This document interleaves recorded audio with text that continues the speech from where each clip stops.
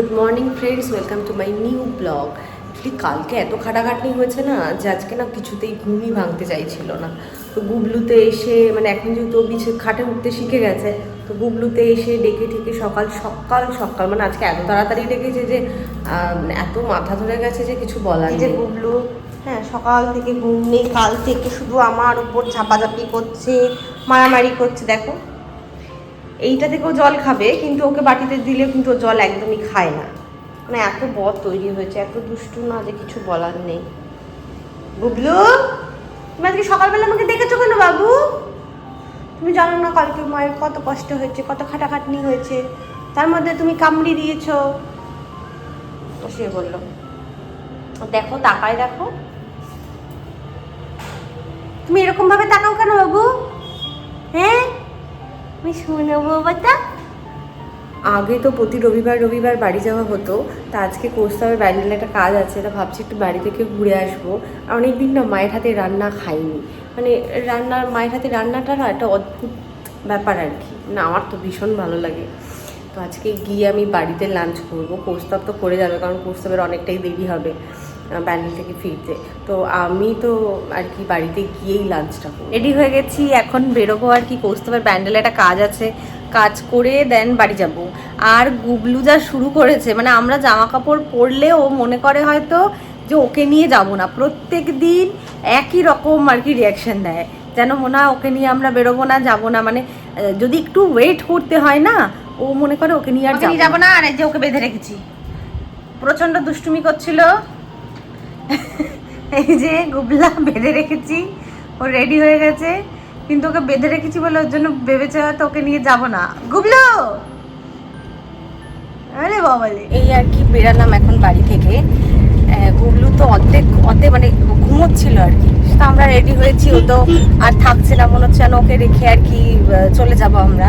তা এখন এসে ফাইনালি গাড়িতে বসে ওর একটু এখন শান্তি হয়েছে। এখন তুমি কোথায় যাচ্ছ বাবু?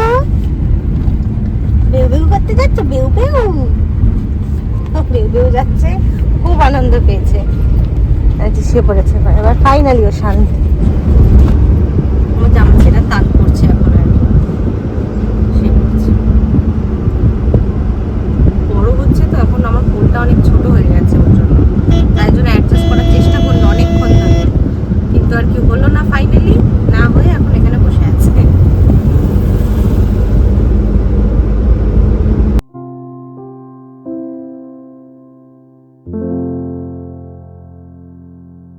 একটু আগে বাড়ি আসলাম, প্রচন্ড জোরে খিদে পেয়ে গেছিলো, তাই খেয়ে নিয়েছি। আর গুবলু যা শুরু করেছে না, মানে প্রত্যেকবারই এসে যা শুরু করে, আজকে মনে হচ্ছে একটু অতিরিক্তই। খাবার না দিলে থাকবে না ও বাবু। গুবলু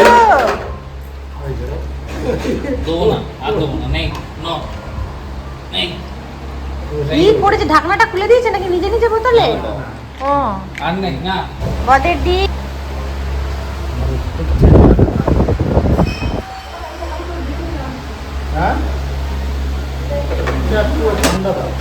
একে ঠান্ডা দেবে? তাই না বাবা, পরের দিন আসুন।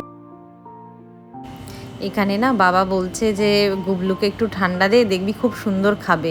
অ্যাকচুয়ালি যারা আর কি পেটস আর কি রাখে, তারা আর কি ওদের পুরো রেগুলার কি কি খেতে হয় না হয় এগুলো সব জানে, আদারওয়াইজ তো জানে না।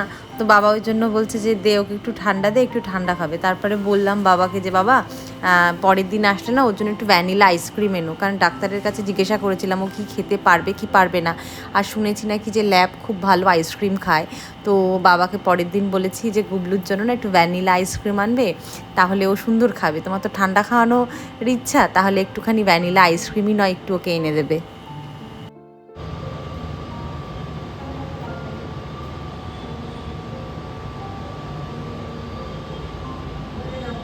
আজকে তো বাড়িতে গেছি, সেটা তো দেখালামই তোমাদের, কিন্তু প্রবলেমটা হয়ে গেছে গুবলু একটা কাণ্ড ঘটিয়ে বসেছে আর কি। কাণ্ডটা হচ্ছে যে আমি আর কৌস্তব আমরা জানি ওর স্বভাবটা কীরকম, মানে ও কখন কি করতে পারে বা পারে না, কিন্তু ছোটোবেলা থেকে মানে আমাদের সাথে রয়েছে, তো ওর ব্যাপারটা না খুব ভালো করে বুঝি। কিন্তু আদার্স মিনস আর একজন মানে বাইরে থেকে কেউ একজন আসলে কিন্তু সেটা বুঝবে না, সেটা আমার মা বাবা হোক কিংবা ছোটো মা বাবাই হোক, আসলে কিন্তু বুঝবে না ব্যাপারটা যে কখন কী রিয়াকশান দেয়। তো আজকে কি হয়েছে, আজকে হচ্ছে বাবা ওকে তো প্রচণ্ড পছন্দ করে, তা ওকে দেখলে একটু আদর করতে চায়, সেটা সবাই চায় আর কি। কিন্তু যখন আদর করতে করতে না ও না হঠাৎ করে বাবার কানটা কামড়াতে গেছে। সেই মুহূর্তে বাবা একটা হ্যাচকা টান দিয়েছে। তা টান দিতে গিয়ে না এই দিকের শিরাতে প্রচণ্ড লেগেছে।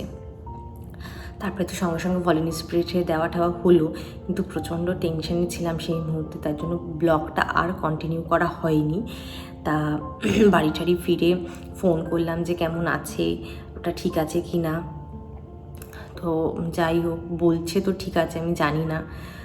তো ওটা নিয়ে একটু টেনশনে ছিলাম, যার জন্য আর ব্লগটা সত্যিই আর ইচ্ছেই করছিল না। মানে মনটা খুব খারাপ হয়ে গেছিলো যে একটু আদর করতে গিয়ে এরকম হলো ব্যাপারটা।